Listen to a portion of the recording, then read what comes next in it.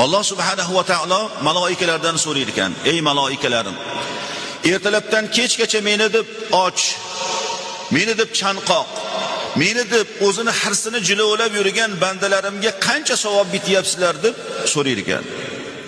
Shunda maloikalar aytishar ekan: "Ey Robbimiz, sen bizdan yer yuzida nechta tosh bor degin, hammasini aytib beramiz.